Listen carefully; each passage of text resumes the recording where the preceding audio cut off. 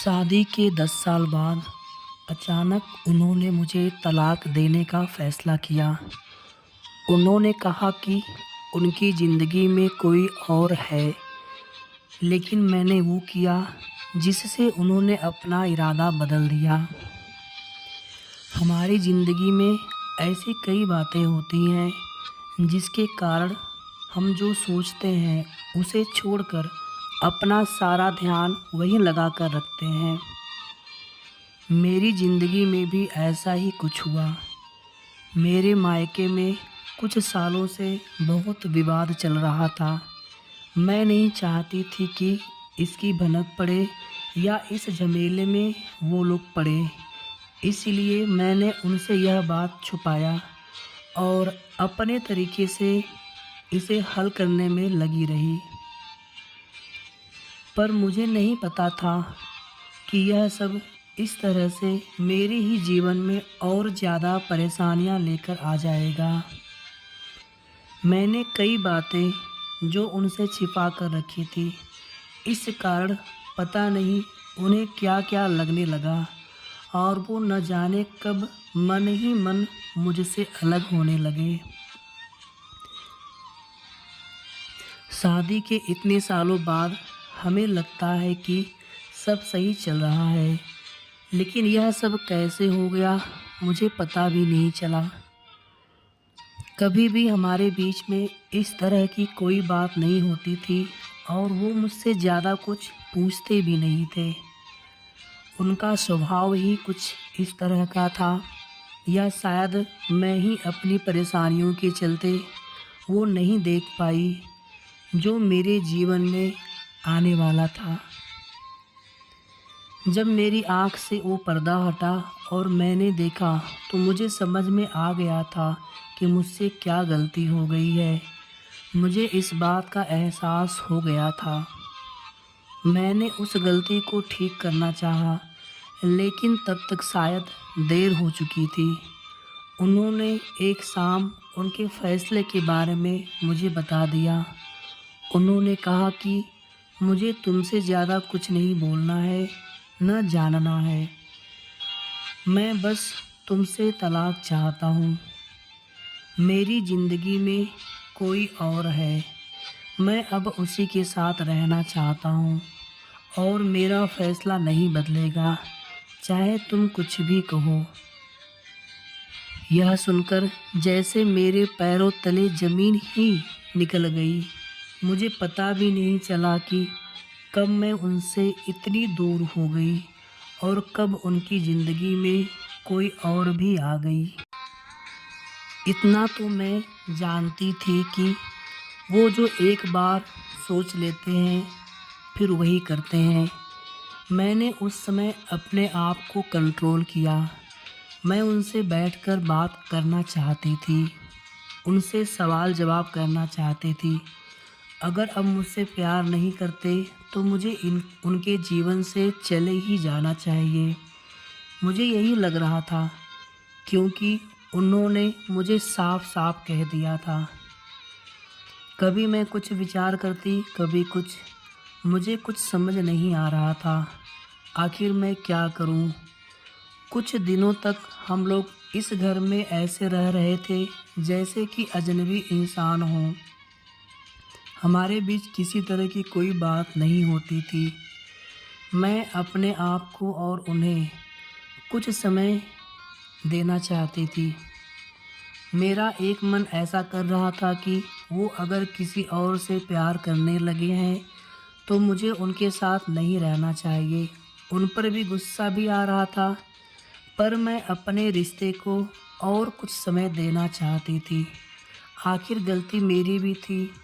मैंने भी उन्हें नज़रअंदाज कर रखा था। इसी दौरान करीब 2 महीने बाद उन्होंने तलाक के पेपर तैयार करवा लिए और मेरे सामने रख दिए।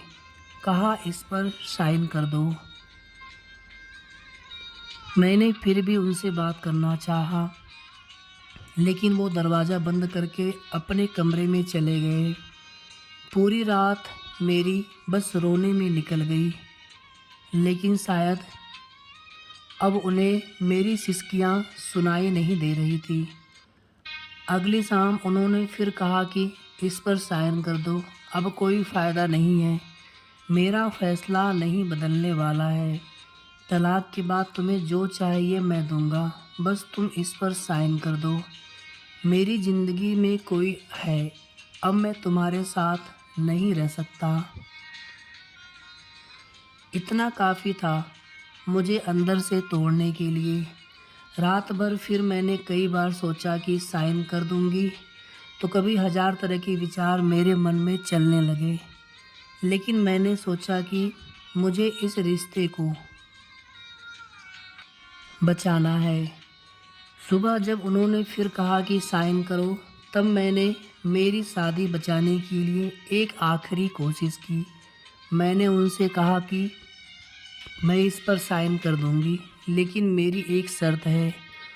उन्होंने पूछा कि क्या, बताओ। मैंने कहा कि 1 महीने तक आपको वही करना होगा जो आप शादी की शुरुआत में करते थे। उन्होंने पूछा कि क्या करना होगा।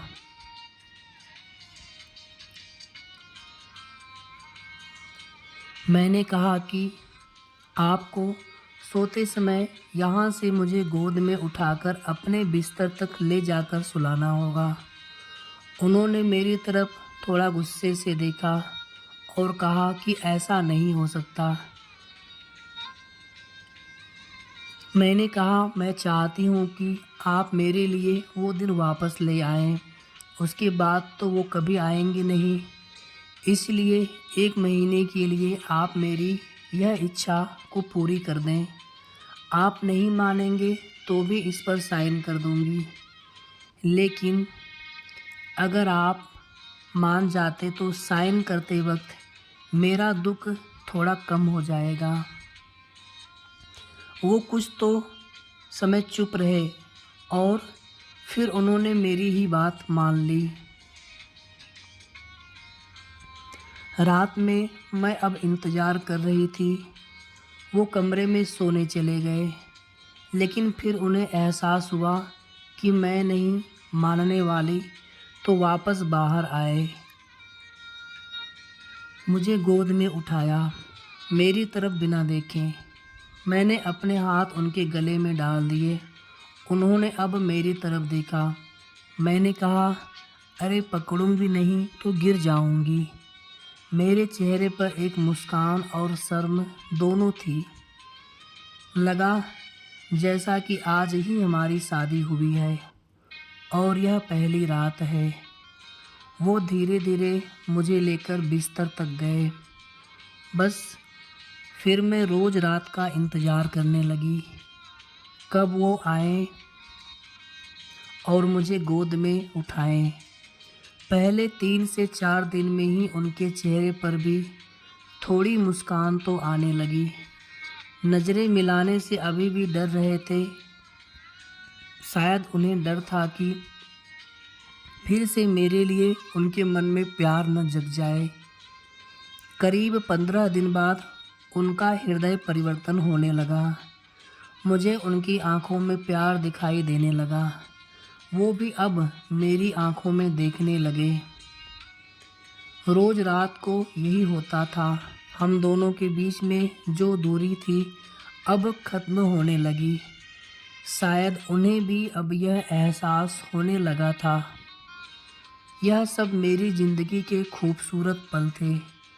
1 महीना पूरा होने में मुझे पता था कि ऐसा करने के बाद हमारे सारे गिले शिकवे दूर हो जाएंगे, और वैसा ही हुआ। कब महीना पूरा हुआ मुझे पता ही नहीं चला, लेकिन महीना पूरा होने के बाद भी यह सिलसिला चालू है।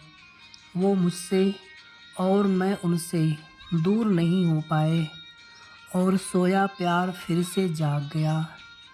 पिछली बातों पर मैंने उनसे कोई बात नहीं की, लेकिन मुझे नहीं लगता कि उनकी ज़िंदगी में कोई और है। क्या पता उन्होंने भी यह सब मुझे सबक सिखाने के लिए किया हो।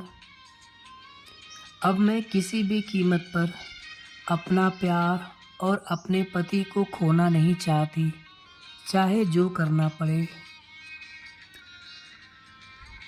जीवन हम दोनों का, प्यार हम दोनों का और परिवार भी हम दोनों का, तो साथ भी हम दोनों का ही होगा। कहानी कैसी लगी आप सभी को कमेंट करके ज़रूर बताइएगा। वीडियो अगर आपको अच्छा लगा हो, कहानी अच्छी लगी हो तो प्लीज़ वीडियो को लाइक ज़रूर कर दीजिएगा, शेयर कर दीजिएगा। और अगर आपने अभी तक चैनल को सब्सक्राइब न किया हो तो सब्सक्राइब भी कर लीजिएगा, ताकि आगे के भी इसी तरह की अच्छी अच्छी कहानियाँ आप सभी को हमारे चैनल के माध्यम से मिलती रहे।